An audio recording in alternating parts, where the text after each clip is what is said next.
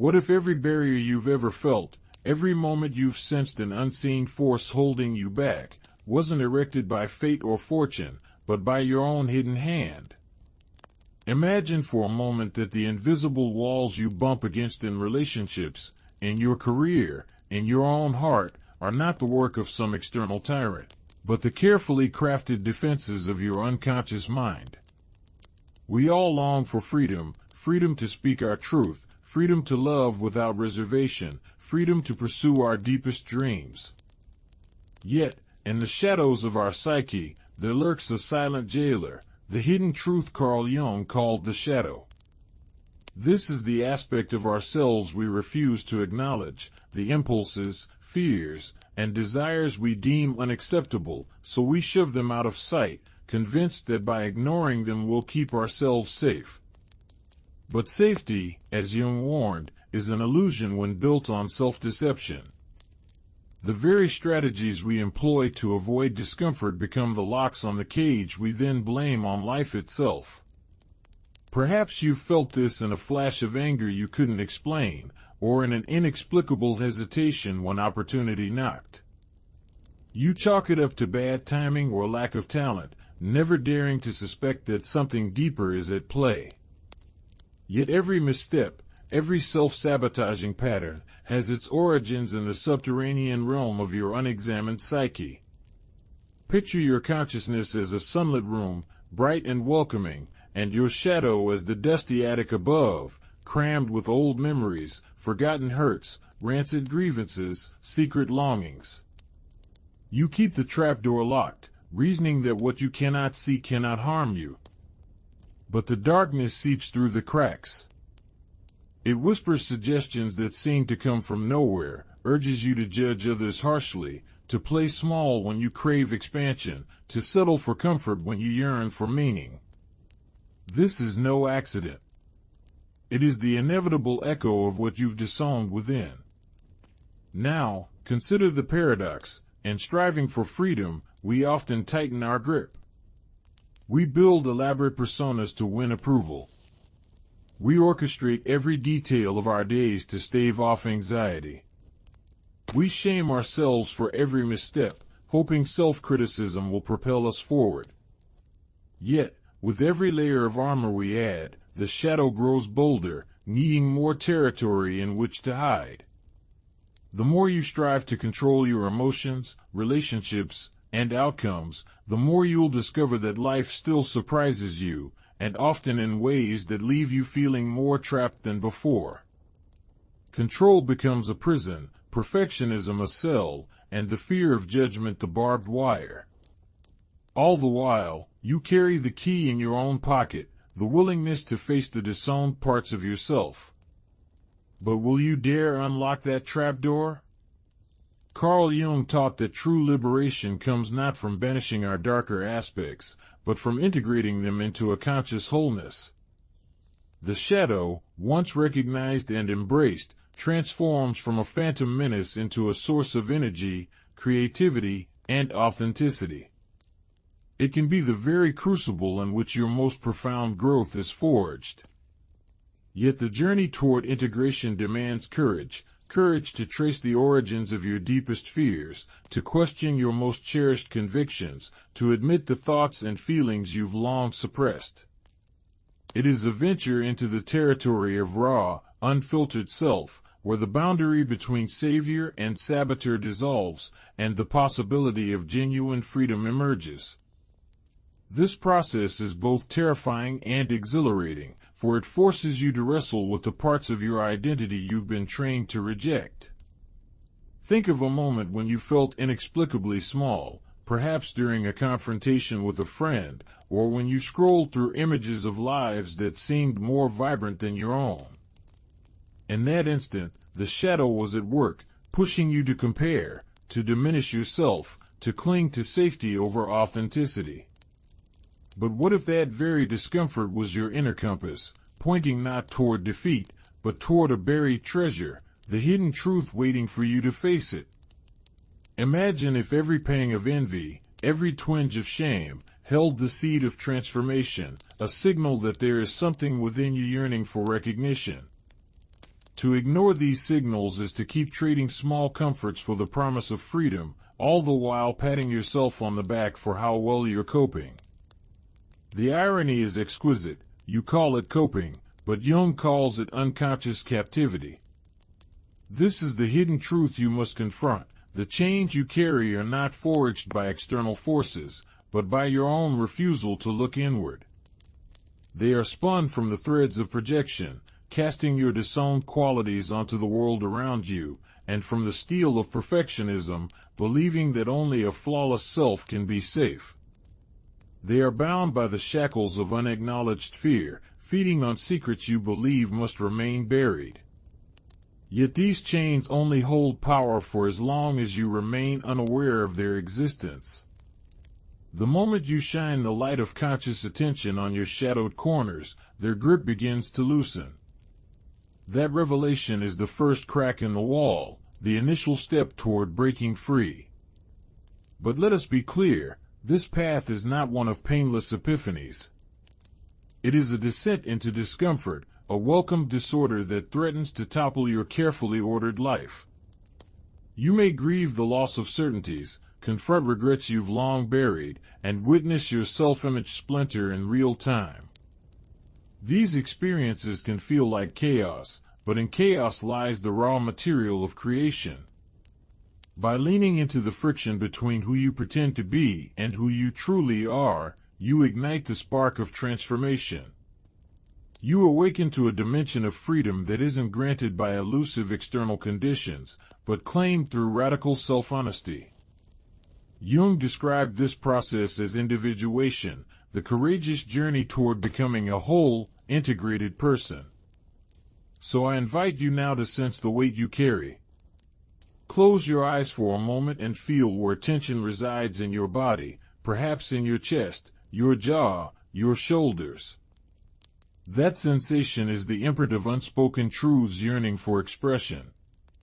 It may manifest as a gnawing dissatisfaction, an unending quest for novelty, or a persistent inner critic that undermines your confidence. Notice how you deflect responsibility by blaming circumstances or other people, when the root cause glimmers faintly in the corridors of your own heart. Ask yourself, what if the problem I most resist examining is the key to my greatest liberation? By the time we reach the end of this journey, you will have encountered the one truth Jung deemed essential, that freedom is not an external prize to be won, but an internal state to be claimed through fearless self-inquiry. You will see how the very tools you've relied on, avoidance, denial, perfectionism, are the locks that keep you tethered to a lesser version of yourself. And you'll discover how to transform those tools into instruments of insight, courage, and connection. The process will challenge every assumption you hold about who you are and what you deserve. But on the other side of that challenge lies a freedom so profound it cannot be described in words alone. Stay with me, there is no rush, and there is no escape hatch. In the chapters ahead, we will peel back the layers of projection, examine the mask of social approval, loosen the illusion of control, reframe fear as a guidepost, and dismantle the silent sabotage of shame. Each revelation will invite you deeper into the uncharted territory of your own psyche, where hidden truths await like buried treasure. The journey is ours to take together, with courage as our compass and curiosity as our guide. If you dare to step across the threshold, prepare to meet the parts of yourself you've long ignored. For it is only by facing that hidden truth, the shadow lurking behind your every thought and action, that you will unlock the door to genuine freedom. And once that door swings open, there is no turning back. Quirito espectador. Confira se você ainda está inscrito no canal. Às vezes, a inscrição pode ser cancelada automaticamente, então é sempre bom verificar. Aproveite e se torna membro do canal. Como membro, você terá benefícios incríveis, como assistir aos nossos conteúdos semanais. Além disso, você pode apoiar nosso trabalho sendo financiador do canal com value. Sua ajuda nos permite investir em ferramentas melhores e elevar a qualidade de produção dos nossos conteúdos. Junte-se nos nessa jornada e faça parte de nossa comunidade. E compartilhar gente ai nos comentários de que cidade você está escutando esta história e que horrors são por ai agora. Part 1. The shadows whisper you've glimpsed it, even if you couldn't name it, that fleeting sting of irritation when a stranger's tone irritates you more than it should, or the sudden flush of shame when you brag just a little too loudly about a recent triumph. These aren't random glitches in your wiring, they're the shadows whisper, nudging you toward parts of yourself you've exiled.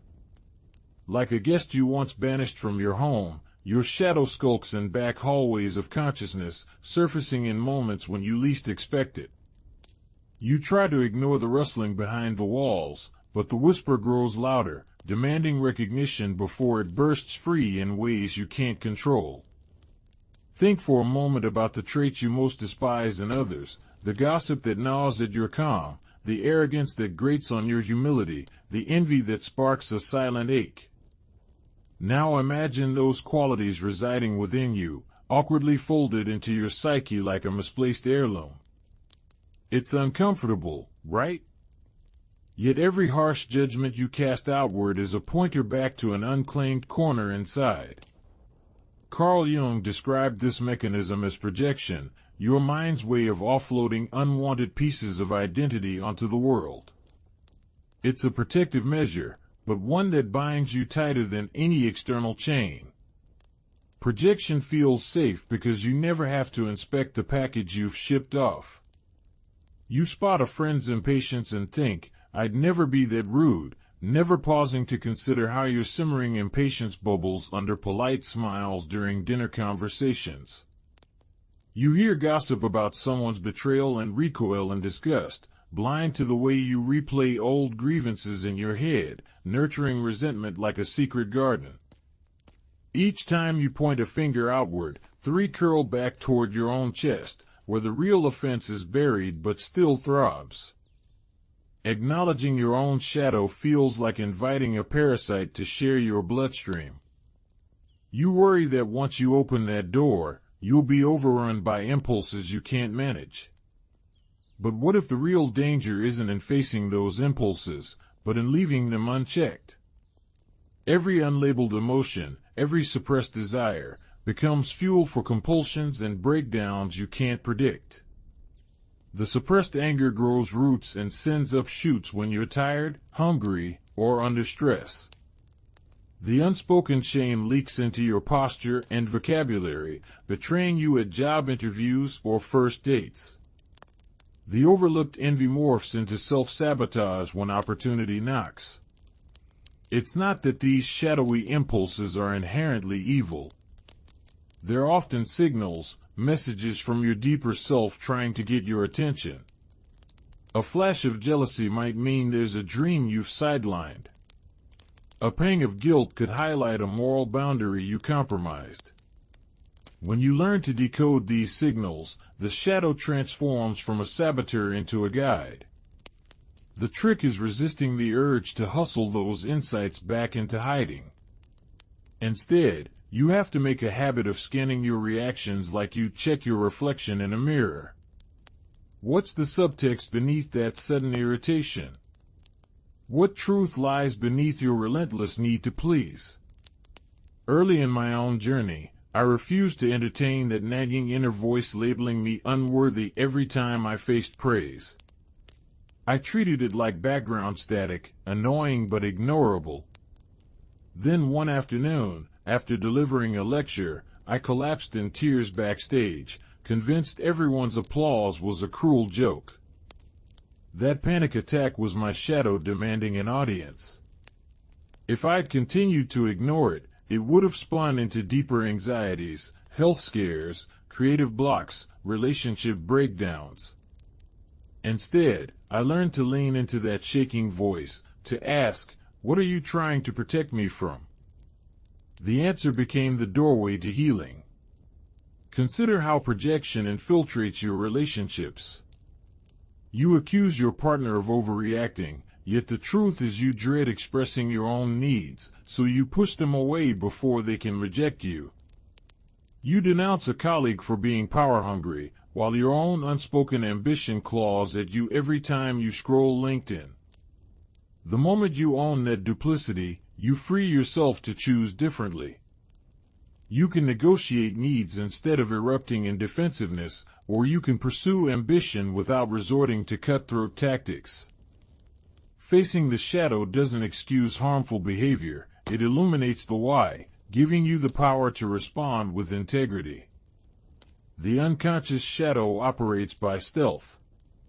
It doesn't storm in wearing horns, it dresses itself in your favorite hoodie and offers comforting justifications. I'm only telling you this because I care, it says when you gossip. I'm just being realistic, it insists when you belittle someone's dreams. Those rationalizations serve to cloak the unrest beneath. The moment you drop the facade, I feel threatened by your success, I'm afraid I'll never measure up, you pull the mask away from that impulse, and the impulse loses its mystique. It may still be uncomfortable, but it becomes manageable. Becoming fluent in your shadow language takes practice. You might start a simple exercise. At the end of each day, name one moment when you felt a strong emotion and ask, who inside me is speaking right now? Don't judge the answer, even if it's shameful. Treat it like a curious detective cataloging clues. Over time, you'll notice patterns. Fear of abandonment hides behind irritation at tardiness. Self-doubt lurks beneath constant reassurance seeking. When you document these patterns, you begin to map that dusty attic of the mind, identifying the boxes that need inspection and the archives that demand release. You may resist, thinking, I don't have time for all that navel-gazing. But consider the alternative, wandering through life on autopilot, tripping over the same roots of regret and resentment. Every time your shadow hijacks a conversation or fuels a regret, you invest energy in cleaning up emotional wreckage. Facing your shadow in small, consistent ways saves you from massive, disruptive blow-ups later. It's like fixing a leaky pipe before it floods the basement. The process is neither quick nor painless, but it's far more efficient than emergency repairs every time you hit a breaking point. Paradoxically, the very traits you keep hidden hold the key to your greatest gifts. The rage you fear could be channeled into fierce advocacy for those who lack a voice. The envy you punish yourself for might steer you toward unpursued passions that resonate deeper than anything you've attempted so far. By owning those parts, you transform raw energy into creativity and purpose. Instead of being at the mercy of your impulses, you harness them like wind in your sails, directing them toward something meaningful rather than allowing them to blow you off course. At first, admitting to your shadow feels humiliating. You worry you'll become a magnet for chaos or confirm some inner flaw as permanent. But here's the liberating secret. Vulnerability isn't weakness. It's the pressure valve that prevents you from exploding under stored tension. Each admission dissolves a fragment of the shame that feeds the next cover-up. You begin to operate from a foundation of authenticity, so your relationships deepen, your creativity flows, and your resilience strengthens. The cracks that once felt like discontinuity become bridges to parts of yourself you never knew existed. Imagine a conversation where you admit, I felt jealous when I saw your award announcement. Instead of a spat, you open a space for empathy, both yours and theirs. You discover shared insecurities, unspoken struggles, and mutual respect. That moment of honesty can ripple outward, transforming every relationship you touch. The domino effect of one person owning their shadow can dismantle walls of mistrust in a family dinner or a boardroom meeting. Every unacknowledged emotion you free from hiding is a potential ripple of connection and compassion. You might worry that diving into your shadow will destabilize your sense of self. But in truth, it stabilizes your identity by broadening it. When you refuse to acknowledge half of your psyche, you build your self-image on an unstable foundation. Integrating disowned parts completes the puzzle of your personhood. The cohesive field of your being expands, granting you more creative resources, emotional depth, and psychological autonomy. You no longer oscillate between the facade you present and the chaos you suppress. You stand in the center of a unified self. This process is akin to archaeology. You uncover layers of sedimented narratives. I'm not good enough. Success is selfish. I must always be in control, and gently excavate them to reveal the artifacts beneath. Sometimes you find beautiful relics, childhood dreams, unrecognized talents, dormant curiosities. Other times you uncover painful shards, old guilt, toxic beliefs, wounds that festered in silence. Each discovery demands care. You might enlist a therapist, a coach, or a trusted confidant to hold the light steady as you brush away the dirt. But the excavation always begins with your willingness to peer into the darkness. As you learn to listen to the shadow's whisper, you also learn to distinguish it from the more aggressive voices of ego. The ego demands praise, fears criticism, and clings to identity like a barnacle. The shadow signals via whisper, soft urgings that say, "Look at me, notice this," or even, "Are you hiding from your own life?"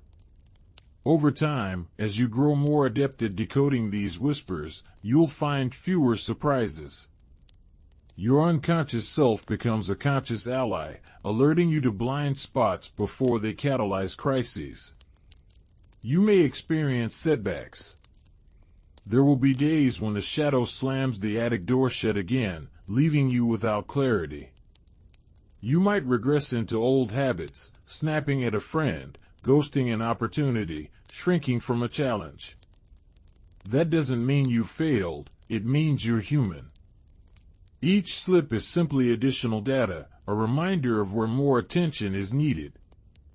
When you treat these missteps compassionately, you reinforce the message that no part of you is unworthy of understanding and care.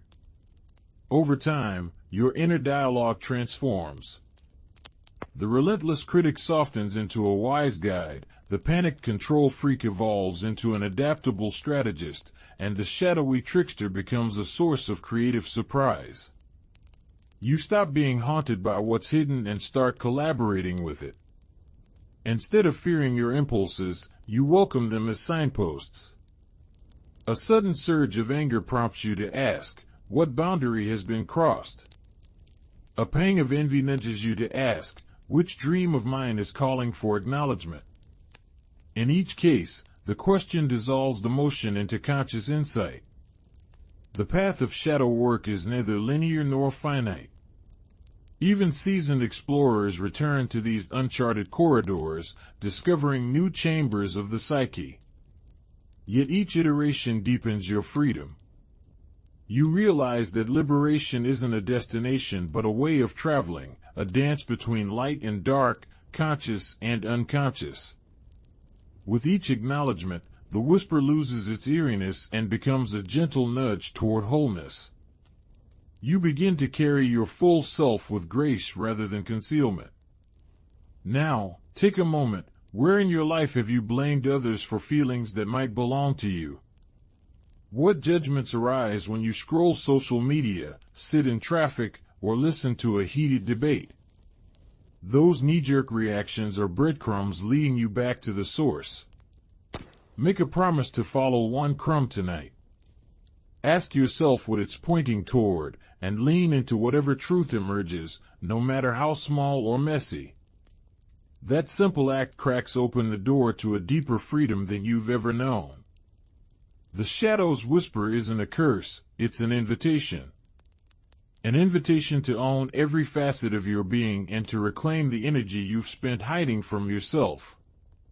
Each insight dismantles a lock on your cage. Each act of recognition chips away at invisible bars. And with each bar removed, you take a step closer to the authentic life Jung envisioned, a life lived not in reaction to hidden forces, but in response to conscious choice. So pause here, and turn your attention inward. Listen closely. What's your shadow trying to tell you right now? Jot it down, say it aloud, or share it with someone you trust. Don't judge. Just notice. Then, when you're ready, let that whisper guide you into part 2, where we'll explore the mask you wear and how that self-constructed prison shapes every relationship and decision you make. The journey continues, and the next revelation awaits. Part 2, The Mask We Wear. Have you ever felt the odd relief of slipping into a role, a confident professional, the witty friend, the dutiful child, only to realize afterward that your heart was pounding beneath a veneer of calm? That mask felt safe, didn't it? It promised acceptance, nodded approval, and hinted at belonging. Yet, with each compliment you collected while wearing it, you wove yourself ever tighter into its seams. The mask you constructed to win admiration becomes your most relentless jailer, convincing you that to survive you must never let the seams unravel. But what happens when the applause fades and the mask grows heavy? Every morning you choose a face, a persona meticulously tailored to the expectations of your boss, your social circle, even your own family. In one breath you present confidence, and the next you smother vulnerability. Authenticity is sacrificed on the altar of approval. The irony? The very self you perform to protect your fragile core from criticism ends up suffocating the spark of who you truly are. You trade the rough edges of honesty for the smooth glaze of conformity, and wonder why your life, despite its polished exterior, feels hollow. You imagine that the mask is your ally, shielding you from rejection and discomfort. Yet the louder the applause it summons, the deeper its grip grows. Every compliment feels like another thread securing the mask in place, until one day you can't feel the contours of your own face. You mistake reflection in the mirror for truth, even as the person staring back at you becomes a stranger. It's a curious paradox. The mask that reassures you of safety is the very thing that erodes your sense of self. Why do we cling so fiercely to these disguises? At the root lies a primal fear, the dread of being seen and found wanting. From childhood we learn that certain facets of our being, anger, sadness, oddities, must be hidden. The mask pulls all our acceptable traits into a single, marketable identity. We diagnose our worthiness by the mask's performance, measuring success in nods and likes, rather than in quiet moments of self-acceptance. Yet each act of concealment distances us from our innate wholeness. Consider your professional mask. You smile when criticized, you laugh at jokes at which you don't truly find humor, you agree with decisions that clash with your values. Every concession feels trivial in isolation, but over time they accumulate like frost coating a window.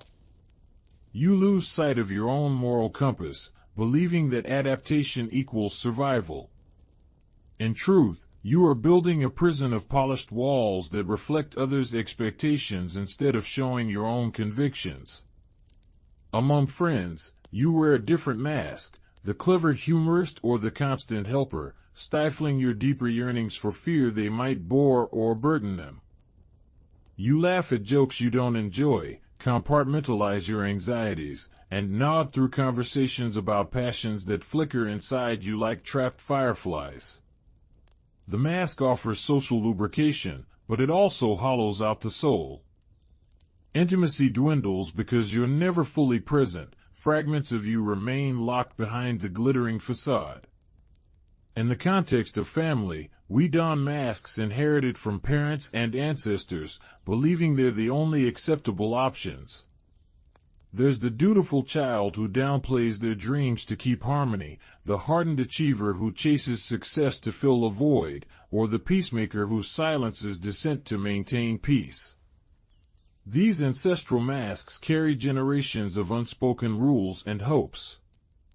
You might think you chose them, but often they were sewn into your psyche before you could even question their stitch. When two people in a relationship wear complementary masks, it can feel like the perfect choreography. Each partner knows their steps, the rhythm flows, and approval is exchanged like currency. But beneath that synchronized dance, true selves hunger for expression. Eventually the facade cracks under the weight of unfulfilled desires, and anger or boredom erupts. The very safety of mutual predictability that the masks provide becomes the breeding ground for resentment. Imagine life as theater. Everyone dons a costume and plays a scripted role: hero, confidant, villain, comedian. The audience claps when you hit your cue. You bask in the shared illusion of success. Yet backstage, in the dressing rooms of your mind, a different drama unfolds. There's fear you'll be exposed, shame you don't belong, confusion about your authentic lines. The masks aren't props you can discard at the end of the show. They fuse to your skin, making every exit a throbbing wound. Carl Jung called this persona the social mask, a necessary adaptation to collective life. It bridges the gap between the inner self and outer world, allowing us to navigate complex social dynamics. But when we become overly identified with that persona, mistaking it for our true identity, we lose access to the wellspring of creativity, intuition, and genuine empathy bubbling beneath.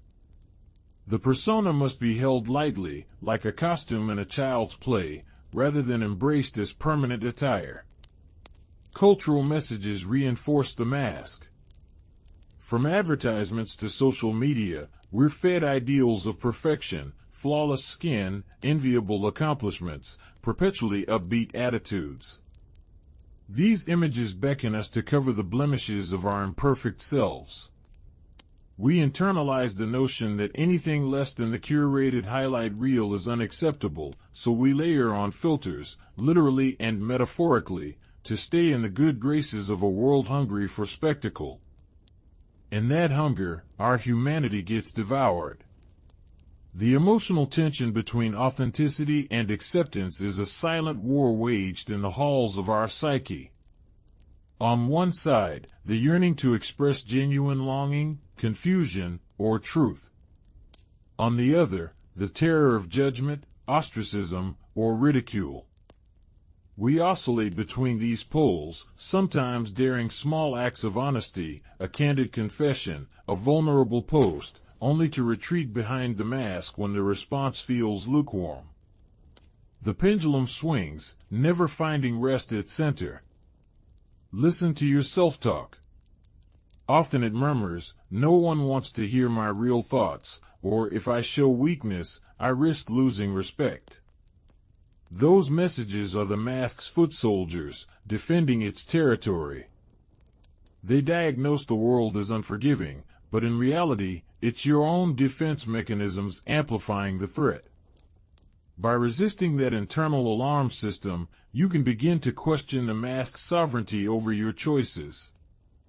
You can ask, what if I shed this persona, just for a moment? Reclaiming authenticity starts with small experiments. Try speaking one truth at breakfast, confess one doubt to a trusted friend, or wear clothing that reflects your inner colors instead of trending neutrals. Each action chips away at the mask's solidity. You might feel naked, exposed, or foolish, but that vulnerability is the doorway to presence. In those raw moments, you discover that disapproval is rarely as harsh as your mind predicted, and self-acceptance grows with each brave step. Practical example, imagine telling your partner, "I feel anxious when we don't talk about our future." It's vulnerable and far from the polished image of someone who has it all together, but it invites real dialogue and connection. It dismantles the unspoken rule that only positivity matters. That single act of honesty can reshape the dynamic, encouraging reciprocal candor and transforming the relationship into a living, breathing organism rather than a static stage set. To cultivate a more authentic self, start by clarifying your core values. What matters deeply to you? Creativity, freedom, compassion. Then notice where your mask deviates from those values. Perhaps you hide generosity to appear efficient, or you downplay curiosity to avoid seeming unfocused. By aligning your persona with your values, you allow the mask to become an expressive tool rather than a barrier. The mask ceases to conceal and begins to reveal the radiant contours of your true self. Think of the regret you might face if you hide your essential self until retirement, only to recognize decades later that you played a role, not a life. The thought stirs a tension in your chest, a mixture of sorrow for lost time and urgency to reclaim it. That emotional knot reminds you that life's clock ticks regardless of your courage, and the longer you postpone authenticity, the deeper the grooves of the mask become. Yet it also sparks motivation, if not now, when? Transformation from performance-based identity to raw presence isn't a single leap but a series of dismantlings. Each time you choose honesty over image, you fracture a piece of the mask. Each time you share discomfort rather than disguise it, you widen the aperture of your true self. Over time you move from rehearsed lines to spontaneous dialogue with life, embracing the unpredictable rhythms of genuine being. Reflect on your day so far. In which moments did you instinctively adopt a persona? When did you hold back a spontaneous thought or emotion? By noticing these instances without judgment, you start to map the contours of your mask. Each recognition invites a question: what would happen if I spoke or acted differently in that very moment? Let curiosity, not fear, guide you. You're not alone in this struggle. Every person you admire, every visionary, artist, or leader has wrestled with the persona's grip. What sets them apart is their willingness to risk exposure in service of authenticity. They understood that genuine connection and creative fulfillment emerge when the mask is held loosely, allowing the light of the psyche to flood through the cracks. Their breakthroughs were born from moments of unguarded expression. Now, having felt the weight of the mask and tasted the liberation of shedding its armor, you stand at a crossroads. Will you continue to orchestrate your identity like a careful performance, or will you risk the messiness of real life? In the next part, we'll delve into how the relentless pursuit of control, another form of self-constructed prison, binds you just as tightly as the persona you wear. Prepare to confront the ways you micromanage your world in a bid for safety, only to discover that true mastery may lie in letting go. Part 3. The lie of control. Now that you've glimpsed the masks you wear and felt the tightening of their seams, turn your gaze to another self-constructed prison, the relentless pursuit of control. It begins innocently, a color-coded calendar, a daily to-do list, an email scheduled for precisely the optimal time, and escalates until every moment feels like a map you've drawn in minute detail. You wake before dawn, not to savor quiet, but to tick the first box. You measure your worth by the precision of your plans and the predictability of your outcomes. And yet, despite all your careful scheming, life keeps surprising you. A canceled flight throws you into chaos. An unexpected diagnosis shatters your equilibrium. The market you thought you'd mastered takes a nosedive. The harder you grip, the more the world wriggles through your fingers like water. We structure our lives around spreadsheets, alarms, and deadlines in the hope that order will shield us from discomfort. A working parent builds elaborate routines for the kids, exact wake-up times, toy rotations, bath schedules, convinced that safety lurks in predictability. A manager drafts 5-year roadmaps and contingency plans, believing the perfect forecast will guarantee success. A student memorizes every syllabus detail, convinced that any ambiguity equals failure. But in that obsessive drive to architect our days, we sacrifice spontaneity, creativity, and the simple joy of being swept by life's currents. We mistake control for competence and cling to it as though it were oxygen, even as it stifles our capacity to breathe. This dynamic reveals a profound existential dilemma. Do we anchor ourselves in structure at the cost of our aliveness? Or do we loosen our grip, risking uncertainty, but winning the possibility of genuine freedom? Carl Jung understood that the ego's demand for order masks a deeper fear, the dread of encountering the unpredictable depths of our own psyche. We erect spreadsheets and systems to keep inner chaos at bay, to silence the murmurs of doubt and the whispers of desire that don't fit neatly into our neat compartments. But the very act of control erects walls that imprison not only external events but the fluid energies of our inner world. At its core, the lie of control is a defense mechanism. It promises safety, but it never delivers permanence. Just as projection casts unwanted traits onto others, control projects our need for certainty onto circumstances. We believe that by managing every variable, our weight, our schedule, our reputation, we can avoid pain. Yet each plan we draw up demands constant vigilance, and the minute reality deviates, we feel betrayed. Our hearts pound, our palms sweat, and we scramble to restore the balance we assumed we held. In truth, the balance was an illusion born of our own striving. The paradox is exquisite. The more meticulously we try to engineer our experience, the more brittle our resilience becomes. Control becomes like gripping a handful of sand. The tighter you squeeze, the faster the grains slip away. You praise yourself for having a plan, and then life surprises you with an unanticipated curveball. You chastise yourself, I should have seen this coming, even though no plan can account for the infinite complexity of existence.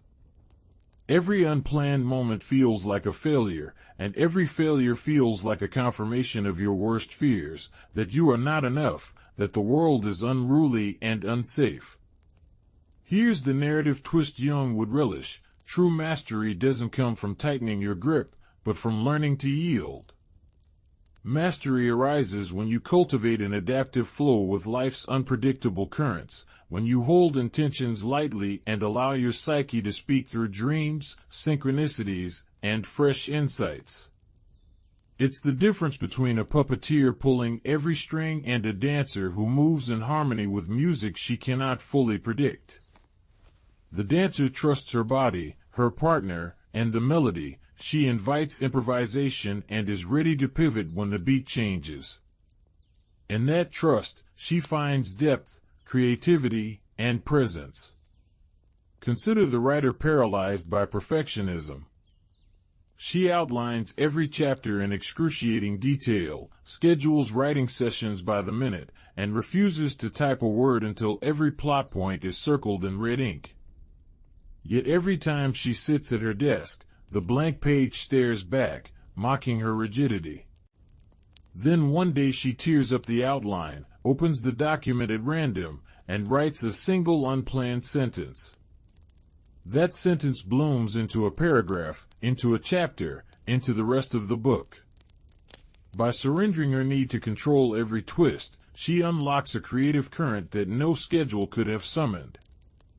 Or picture the rock climber who obsessively checks gear, studies every rock face blueprint, and rehearses each move in her mind.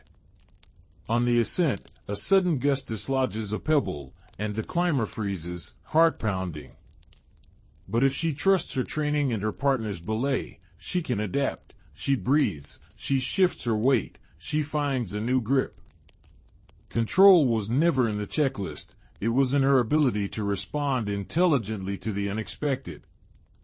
The mountain demands presence, not planning. So how do we shift from a frantic need to micromanage toward a more adaptive stance? First, recognize that intentions are not rigid scripts. They are guiding stars, pointing your direction without dictating every step. You might begin your day by setting an intention, I will remain curious today, and then let each moment reveal how curiosity wants to manifest. Perhaps it means asking more questions in a meeting, exploring a new neighborhood on your lunch break, or simply noticing the texture of your coffee. You remain open to life's invitations rather than forcing every outcome. Next, build margins into your schedule. If you chronically overschedule, you create a brittle life. One unplanned traffic jam or surprise guest will throw everything off. Instead, tuck in 10 or 15 minutes between appointments. Use that buffer for breathing, recalibrating, or indulging a spontaneous thought. You'll discover that those wasted minutes often yield the most unexpected value, an idea for a project, a moment of gratitude, or the chance to call a friend you've been missing. Practice the art of good enough.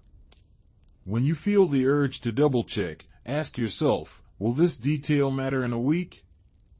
A month? A year? Sometimes the answer is no, and letting go of that detail liberates time and energy for what truly matters. The world carries on without your constant oversight. Emails will still arrive, plants will survive a day without watering, relationships will endure a missed phone call if you return it tomorrow. Lean into small experiments and relinquishment. Choose a trivial domain, maybe the route you take to work or the playlist you play on a drive, and let chance decide. Take a different street, listen to a randomly generated mix, ask a colleague to choose the lunch spot.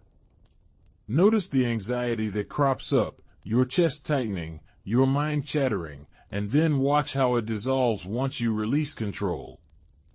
Each small surrender is practice for larger ones. Control often masquerades as virtue. We tell ourselves we're disciplined, responsible, or diligent. Yet when discipline becomes tyranny, it morphs into self-betrayal. The marathon runner who refuses rest days until he collapses, the entrepreneur who works through every vacation email, the parent who schedules play dates until their child can't stand the pressure. All exhibit devotion, but devotion to what? To an ideal self, one who never errs, who never breaks, who never feels out of control. Ask yourself, at what cost am I upholding this standard? In our digital age, control finds new battlegrounds. We check analytics every hour, refreshing social feeds for approval, customizing notifications so we never miss a ping. We batch notifications, prune our inboxes, and install apps to block apps, but still life intrudes, a family crisis, a health scare, a global pandemic reshaping our reality in an instant. No algorithm can guard against existential upheavals.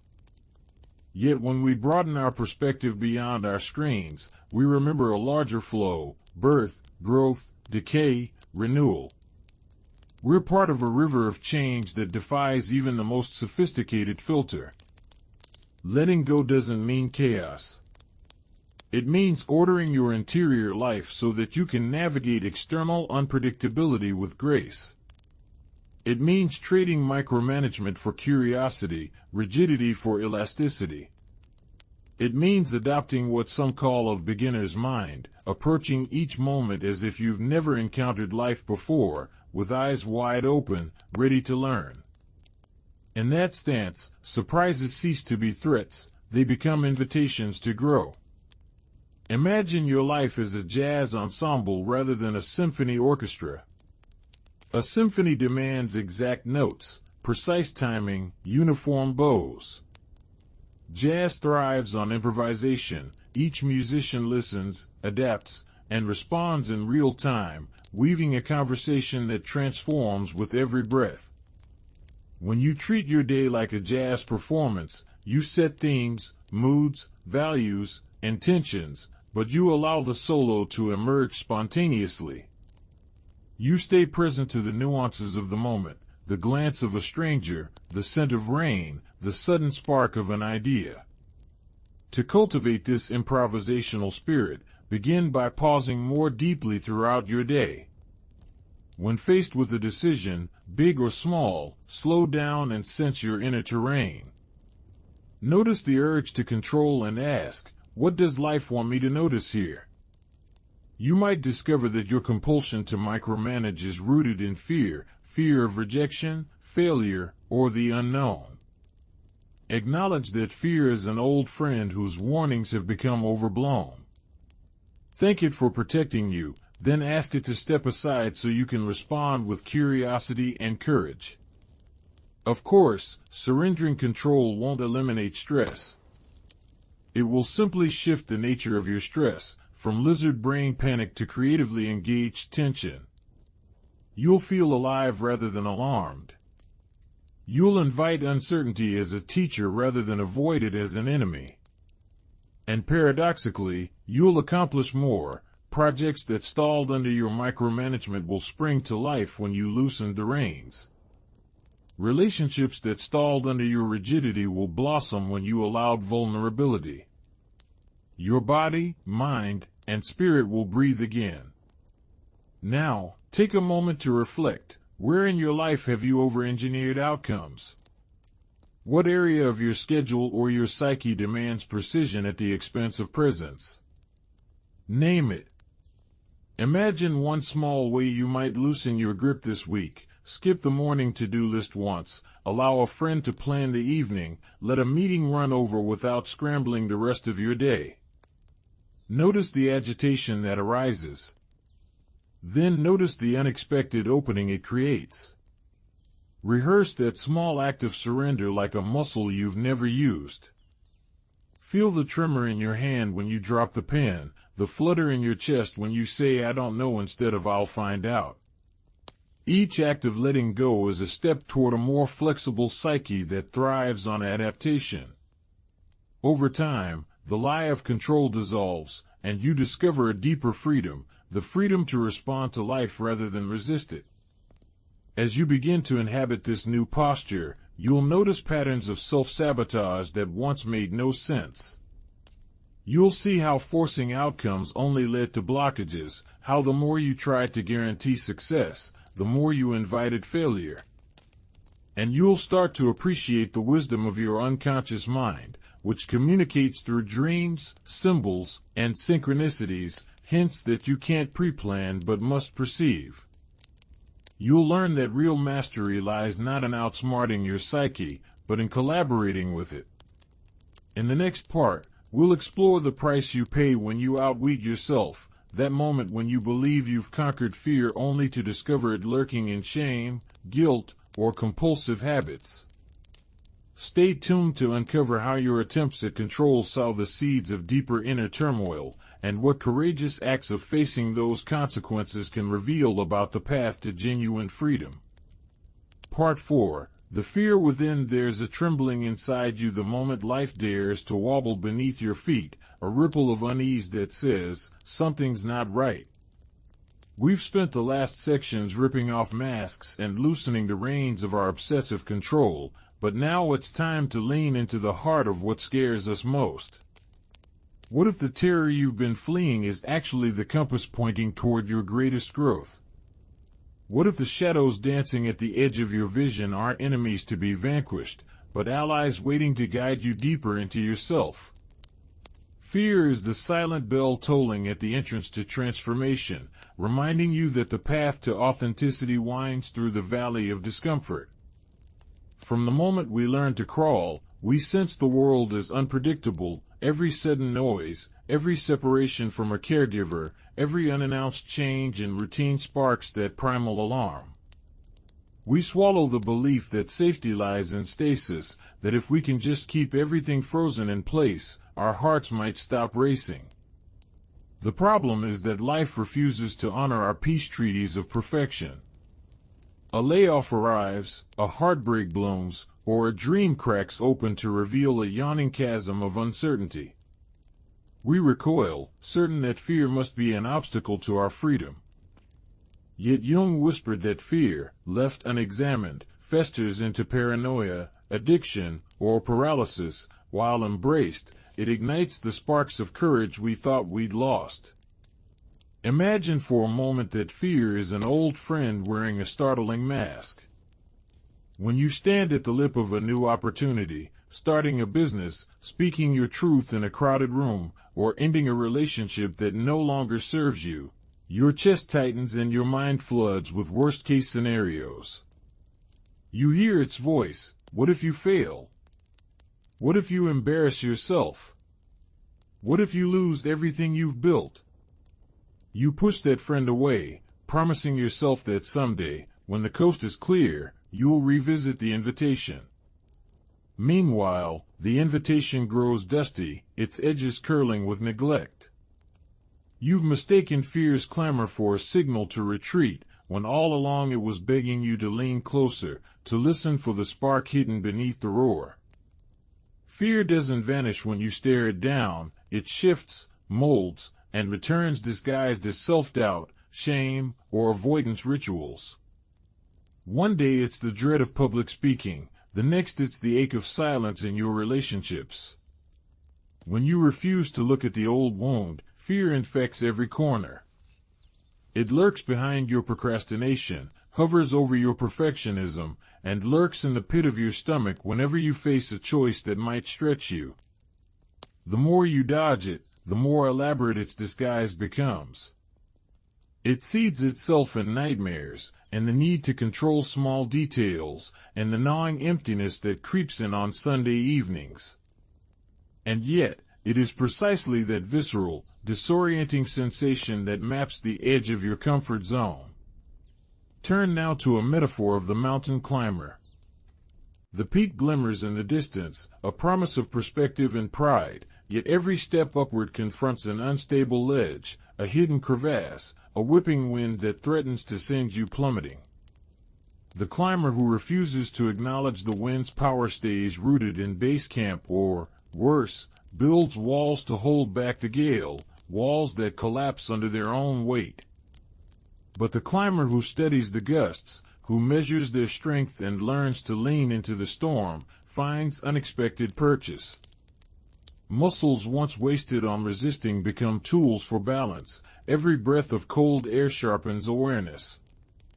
That climber doesn't eliminate the wind, they become intimate with it, forging an alliance that carries them higher. This is the narrative twist. Facing fear doesn't strip it away, it transforms it into fuel. The initial shiver of dread can evolve into the thrill of expansion. That racing heart becomes the drummer's call, setting a rhythm that propels you forward. When you meet fear, you harness the same energy that once threatened to paralyze you, redirecting it into creativity, connection, and audacious leaps you never dreamed possible. Think of the playwright who trembles before the empty page, her pulse racing as she taps the first line. That crackle of anxiety is the spark that births drama, authenticity, and catharsis. Without it, her story would fall flat, devoid of the tension that makes an audience lean in. Yet we must name the mechanism behind our avoidance, the comfort zone. It's a cozy cell offering the illusion of safety, with familiar routines and predictable outcomes. Habits form the bars, and fear writes the rules. Never step beyond familiar terrain, never risk ridicule, never question the status quo. We swallow this mantra until we begin to believe that true life lies inside those boundaries. We forget that growth demands friction, that muscles strengthen through resistance, and that the soul's landscape is always expanding.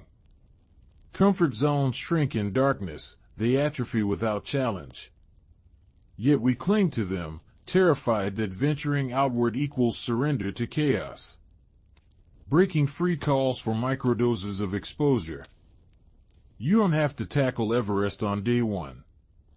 You might start by voicing one unpopular opinion in a meeting, or by joining a dance class you secretly envy. You might reach out to that person you've been too afraid to confront, send the email you've revised a dozen times, or allow yourself 10 minutes of unfiltered journaling each morning. Each of these small steps invites fear to show its face and to teach you that you can survive, and even thrive, on the other side. Over time, the threshold between comfort and challenge thins until stepping across it becomes less a leap and more a natural stride. Here's an example from the world of athletics. The swimmer who fears open water starts in a pool, then moves to a quiet lake, then to morning tides with a friend keeping watch. Each stage introduces new variables, currents, cold, shifting light, yet the swimmer learns to trust body and breath, to notice the pattern of each wave, and to greet the unknown with curiosity. The fear never disappears, ripples of doubt still stir in the chest. But with each crossing of the water's edge, the swimmer's confidence grows, anchored not in the absence of fear but in the experience of moving through it. The tension between safety and evolution is an existential hinge on which your whole life swings. You might cling to a stable paycheck while your true passion simmers on the back burner, or maintain a relationship out of habit while your heart aches for deeper resonance. The bones of your aspirations grow brittle in that compromise. Yet when you honor the compass of fear, when you ask, "What is this trembling guiding me toward?" you align with your most authentic desires. It's here that courage is born, not as some grand heroic act, but as a simple choice to walk through the trembling doorway rather than around it. Reflection is crucial. Pause right now and bring to mind the fear you've been avoiding. Notice the shape it takes in your body. Where is the ache? Around your throat? Your stomach? Your chest? What kind of story does that sensation tell? If you could ask it one question, what would you want to know? Sit with that sensation without turning away. Offer it your curiosity instead of your defense. You might discover that fear is pointing to an unspoken dream, speaking up in a boardroom, writing that novel, traveling to a country that both excites and alarms you. That unspoken dream is the other side of the tremor. Courage isn't the absence of fear, it's the decision that something else matters more. It's the parent who holds a quivering child through thunder, telling them it will pass.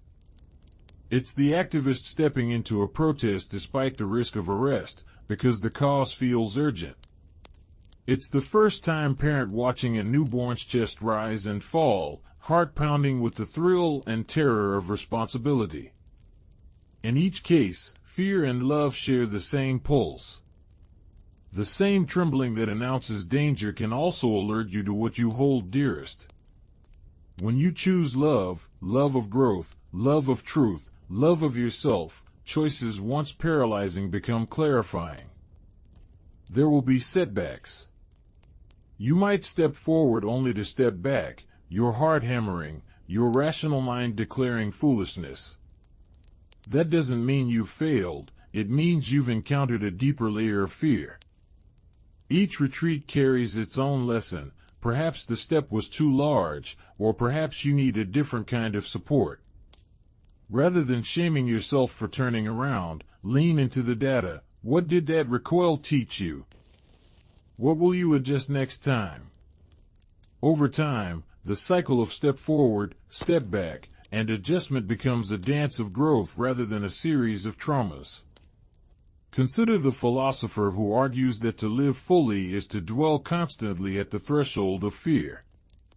The inquiry itself, what if I die tomorrow, sharpens life's colors. Every encounter gleams with intensity when you know breath is borrowed. That clarity isn't morbid, it's catalytic. It reminds you to speak your gratitude, to chase your curiosity, and to savor moments that might once have slipped by unnoticed. Fear, then, is not the enemy of joy but its herald.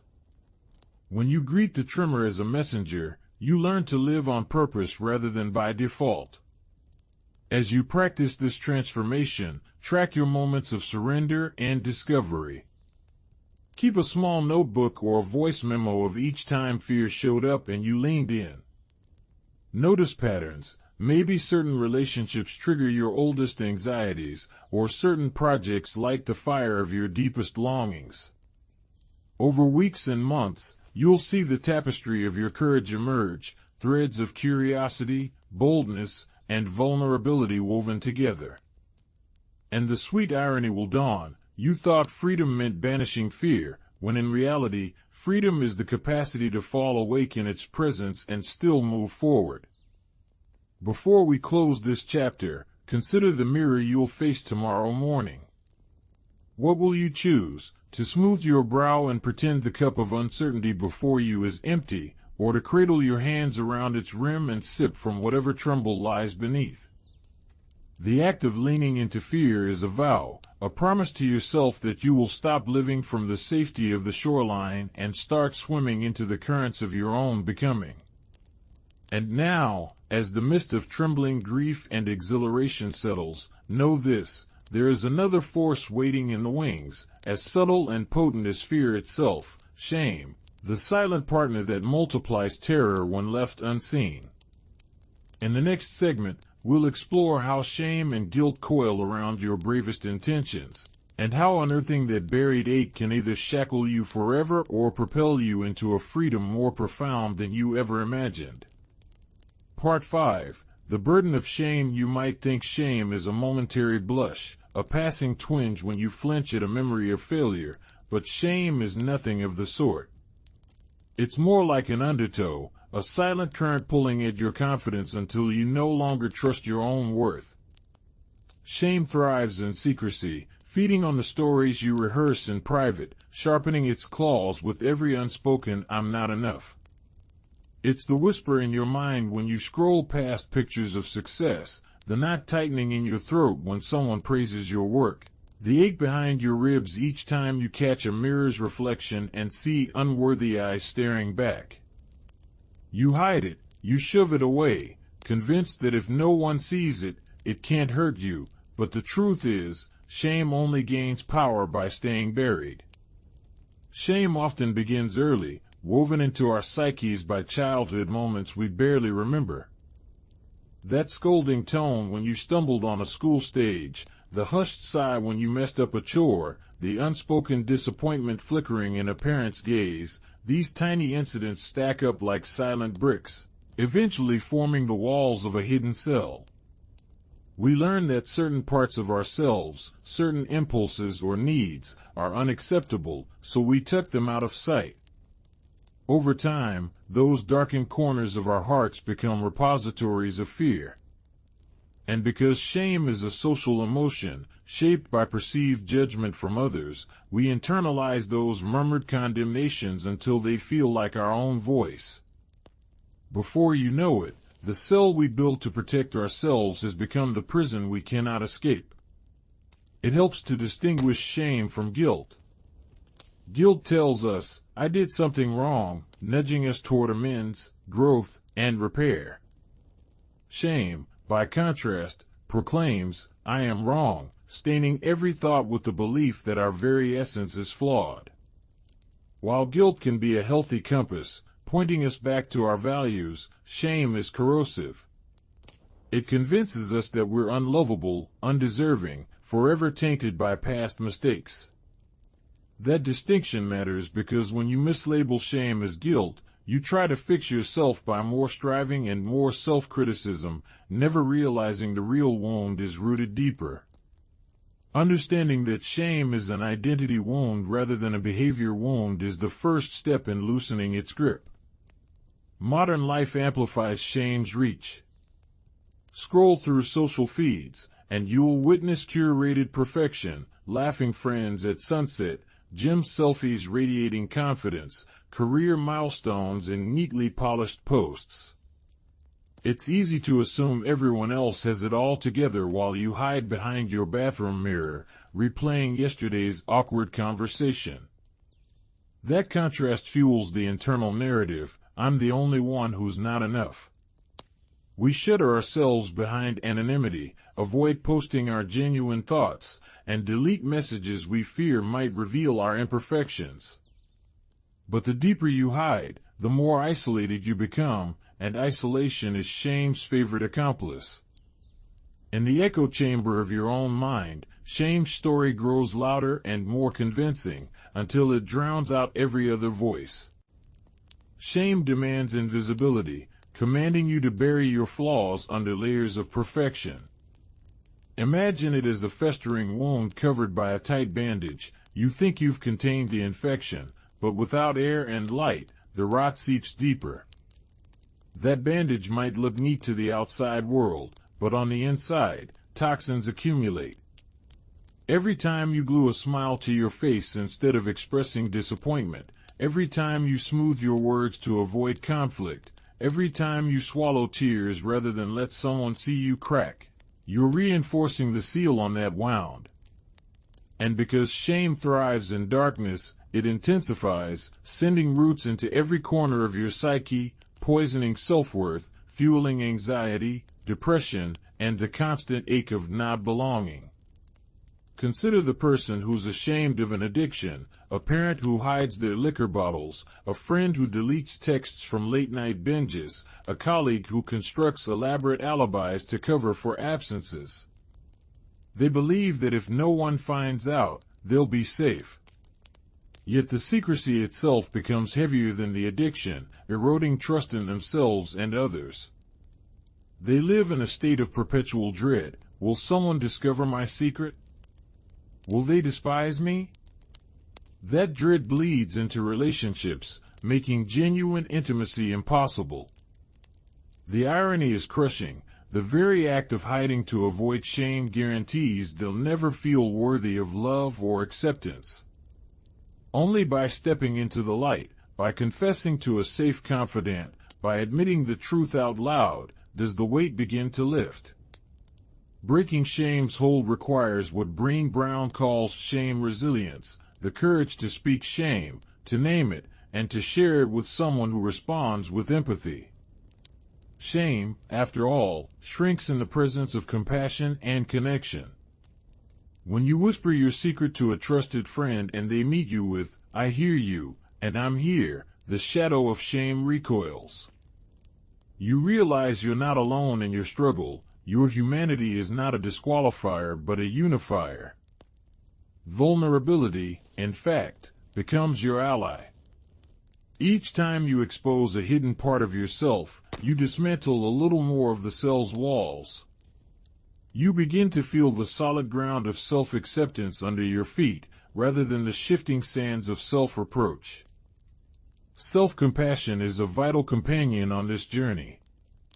When shame flares, when you catch yourself ruminating on a past mistake, pause and ask, what would I say to a friend who felt this way? Chances are you'd offer kindness, understanding, and perspective. Yet with yourself, the script is often harsher. Practicing self-compassion means consciously rewriting that script, acknowledging the hurt, validating its legitimacy, and reminding yourself that imperfection is part of being human. Mindfulness practices can help you observe shame's presence without judgment, like a wave rolling in, cresting, and passing. Over time, you learn not to drown in the wave but to surf it until it dissolves back into the ocean. There's a beautiful paradox here: vulnerability, the very act of risking discomfort by exposing your shame, yields profound freedom. Authentic connection blossoms when you reveal the rough edges you once polished out of sight. Picture a heartfelt conversation where instead of sidestepping your insecurities, you say, I'm honestly terrified of failing, and it's been paralyzing me. Your words hang between you and the other person, charged with realness. Instead of recoil, you often invite empathy, and in that shared space, both parties feel seen, understood, and liberated from the performance. Over time, these genuine moments accumulate, weaving a tapestry of trust that no mask could ever replicate. Now, pause and ask yourself, what secret shame saps your energy every day? Is it a mistake you replay in your mind, a part of your identity you keep hidden, a need you've convinced yourself is too messy? Notice how much effort you invest in keeping that secret buried, the hours spent perfecting an image, the avoidance of meaningful conversations, the nervous tension in your chest. Then imagine the relief of admitting it out loud, even if only to yourself in a journal. What might shift if you allowed just one person to know your truth? What small step toward exposure could you take today? An honest text, a private message, a line in your notebook. The path from hidden shame to compassionate acceptance is neither quick nor linear. You'll stumble, you'll recoil, you'll sometimes glue the bandage back over the wound. That's part of the process. Each time you relapse into secrecy, you gain new insight into shame's tenacity. Treat these relapses not as failures, but as data, signposts indicating which parts of your heart need more tender attention. Seek out supportive communities, therapeutic practices, or spiritual rituals that honor your vulnerability. Celebrate every instance of authenticity, no matter how small. With each act of revelation, you reclaim a fragment of your self-worth, making the cell of shame that much more untenable. As you practice these small acts of courage, you'll notice a shift in your inner narrative. The voice that once whispered you're unlovable will soften, replaced by a kinder tone. You are worthy of compassion, flaws and all. You'll begin to stand a little taller, speak a little clearer, and move through life with a lightness that comes from no longer hauling the heavy burden of shame. Relationships deepen, creativity flows, and the subtle hum of self-doubt quiets down.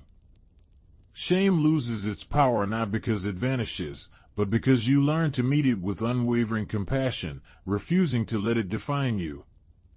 Before we turn the page, take a moment to acknowledge the courage it's taken just to read these words. Thank your vulnerability for showing up, even if it trembles. Recognize that every person who's ever experienced joy has also known shame, and that those shared contradictions form the tapestry of our humanity. You're not broken, you're whole in your complexity, capable of both light and shadow. And it is precisely that complexity that makes you beautifully alive. In the next segment, we'll explore how unhealed shame doesn't just linger within one life, it passes down through generations, weaving silent narratives into family lineages and cultural legacies. Prepare to uncover the hidden threads that tie your wounded stories to those of your ancestors, and learn how to break the cycle so that true freedom can finally take root. Part 6. Reclaiming the Self at Long Last. The journey brings us to the threshold of wholeness, where the disparate fragments of your psyche, shadow, persona, control, fear, and shame linger like characters in an unfinished play.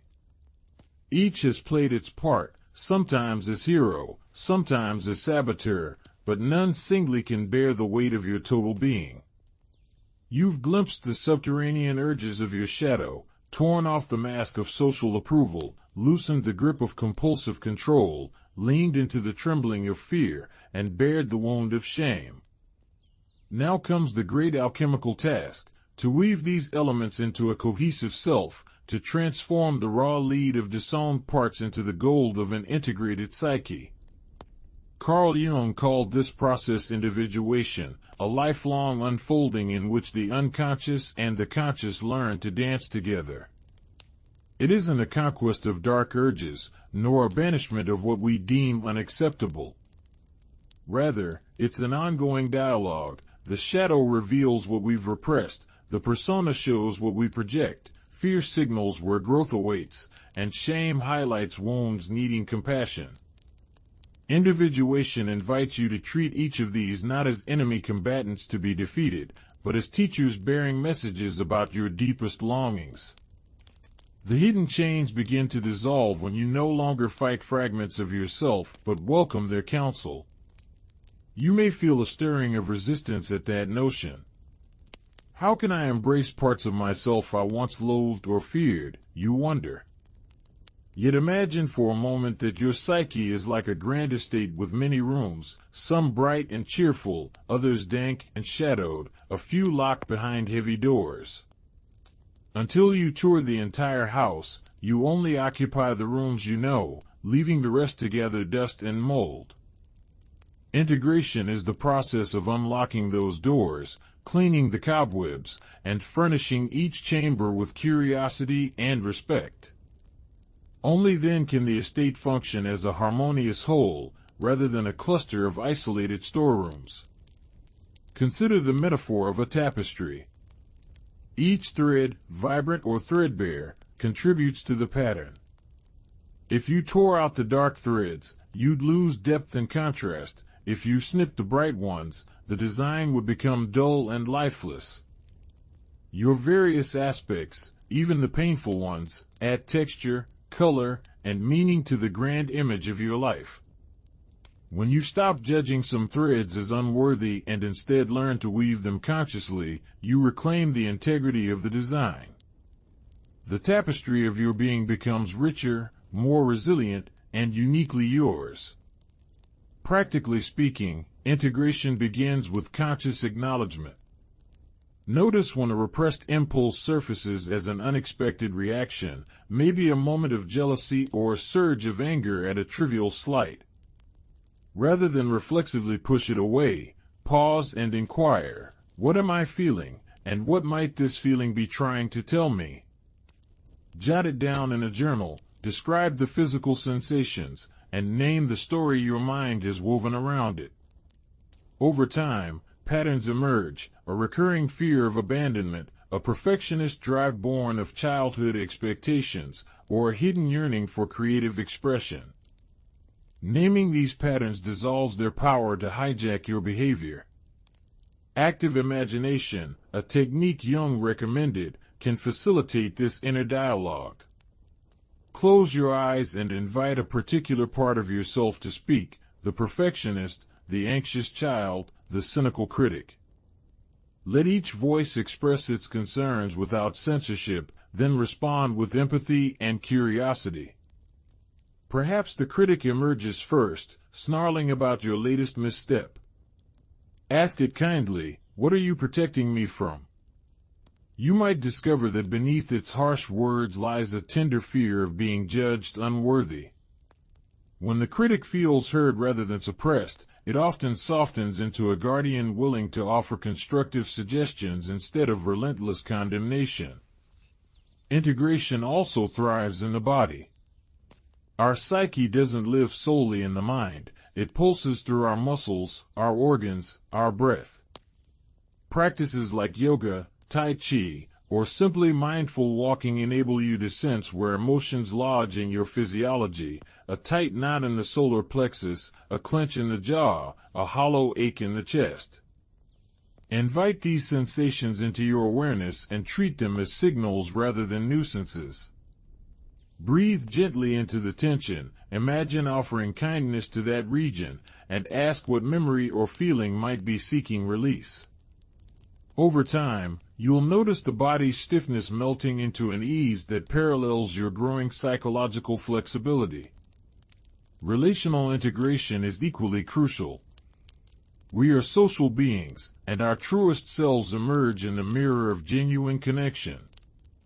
When you brave an honest conversation, admitting a fear of failure to a trusted friend, confessing a boundary you've long neglected, or acknowledging a moment of envy, you invite another heart to hold your truth.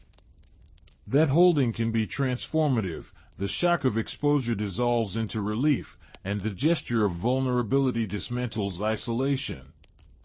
Each authentic exchange stitches together the ragged edges of persona and shadow, weaving a network of compassion that supports further integration.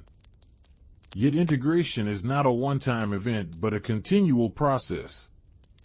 Expect moments of relapse, a sudden flare of old shame, a reappearance of the controlling urge when you face deadlines, or a blind projection onto someone who perfectly reflects an unacknowledged facet of yourself. When these moments occur, Treat them not as failures but as invitations to return to the work. Acknowledge the relapse, map the trigger, and renew your commitment to dialogue with that part. Every misstep is data, a signpost marking where your presence still needs to deepen. Spiritual practices can also anchor integration. Whether through meditation, prayer, time in nature, or creative ritual, carving out sacred space affirms your willingness to inhabit the fullness of your being. You might light a candle each morning and set an intention to greet your shadow with compassion, or you might carry a stone in your pocket as a talisman to remind you of the unity of light and dark within. Such gestures may feel symbolic, but symbols carry the weight of collective human experience and can catalyze profound shifts in your inner landscape. Remember that integrating your psyche doesn't mean erasing polarization. It means cultivating a dynamic balance, an internal alchemy that can hold tension without exploding into chaos. Like a well-tempered musician, you learn to play dissonant notes in harmony, allowing variations and contrasts to enrich the melody rather than shatter it. When you witness a strong impulse, say, the urge to dominate or the plunge into despair, you no longer have to act it out. You can hold the energy, examine its texture, and decide whether to channel it into purposeful action or to transform it through creative expression. Let's consider a practical example. The person who always felt torn between career ambition and the desire for nurturing relationships. For years they saw these drives as mutually exclusive, either climb the ladder or cultivate intimacy. Integration requires sitting quietly and inviting both drives into awareness. Perhaps writing each desire on separate cards, then dialoguing with each. Ambition, what do you need to feel supported? And connection, what makes you feel alive?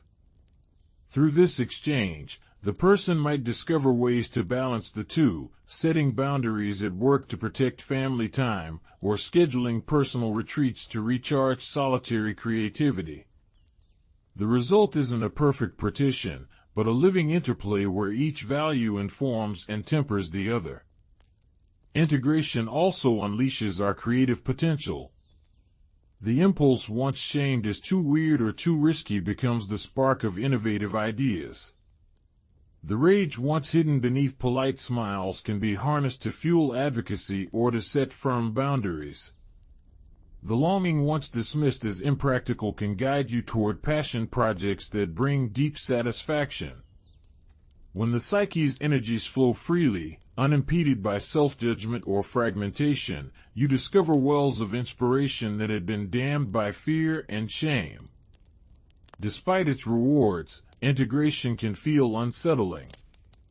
The core of your identity may shift as you welcome new aspects of yourself, and people in your life might react to these changes.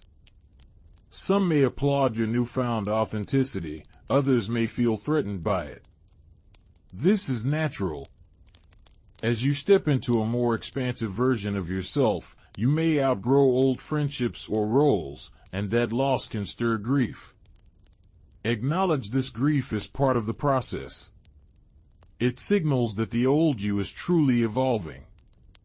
Through compassionate self-care and by seeking supportive communities, you can navigate these transitions with dignity and grace. At its heart, reclaiming the self is an act of radical affirmation, a refusal to leave any part of you unloved or unexamined. You claim the right to exist in full paradox, to be at once confident and uncertain, strong and vulnerable, joyful and sorrowful. You learn that your worth does not depend on external accolades or flawless performance, but on the simple fact of your existence, a miracle of consciousness and feeling woven into the vast tapestry of being. Now, take a breath and feel the subtle shift in your chest, the gentle opening that signals a broader capacity for self-acceptance. Sense how the tension between the parts begins to soften, how the inner chorus grows richer as each voice finds its seat. You're no longer fighting a war for control over your psyche, you're conducting a symphony that includes every shade of tone. The result is not a static state of perfect wholeness, but a dynamic, living self that moves with the rhythms of change. Before we close this chapter, ask yourself, which part of you still waits at the margins, longing for acknowledgement? Is it the suppressed artist, the fearful child, the wounded heart? Imagine walking across a quiet field toward that part, extending a hand of curiosity and kindness. What might happen when you stop to listen, really listen, to its unspoken plea? You may find the missing color in your tapestry, the critical note in your symphony, the key to unlocking a new dimension of freedom. And so, as this integration unfolds, know that the path remains open. There is one final invitation awaiting, an exploration of how your ongoing commitment to inner honesty becomes the foundation of lasting liberation. In the conclusion, we will gather the threads of this journey: shadow, mask, control, fear, shame, and integration, and sketch the map of a life lived in radical authenticity. But for now, let the alchemy continue. Tend your inner fires, listen to every voice, and keep weaving your splendid, whole self. The journey forward promises a freedom so profound that mere words can only gesture toward it. When you're ready, join me for the last step, where the path to liberation awaits. You have walked through fire and darkness, tracing each hidden corridor of your psyche, and now you stand at the threshold of true liberation. Look back for a moment and feel the weight you carried, the unspoken judgments you cast onto others, the mask you perfected for applause, the frantic scripts you wrote to keep chaos at bay, the trembling at the thought of taking one more step, and the silent ache of shame you hid behind polished smiles. Those were your teachers, even when they felt like jailers. They pointed you, however painfully, toward the one truth that can set you free. Every barrier you've ever blamed on fate or circumstance was forged by your own unexamined parts. Freedom, Jung insisted, is not given, it is claimed, moment by moment, through courageous self-confrontation. Today, I invite you to embrace a simple but radical commitment, to shine a light into those shadowed corners and to extend kindness to whatever you find there. Begin each morning with a 5-minute journal. Name one emotion that surfaced overnight, no matter how small or unsettling, and ask what message it carries. In the afternoon, pause and notice the mask you slip into without realizing it, the good colleague, the perfect parent, the confident leader, and jot down what you might sound like if you spoke instead from your raw, unfiltered self. Before night falls, reflect on a moment of control or avoidance that felt familiar, and imagine how surrendering to uncertainty might open a new door. These prompts aren't tasks to check off, they are invitations to live your interior life with integrity. Practice honest dialogues with a friend or mentor who values your growth. Choose one truth you've hidden, perhaps a fear that rears its head when opportunity knocks, or a shame that whispers you are not enough, and share it aloud. Notice your body as you speak, the tightness in your chest, the quickening of breath, the urge to retreat. Then let your friend respond without judgment, simply holding space for your revelation.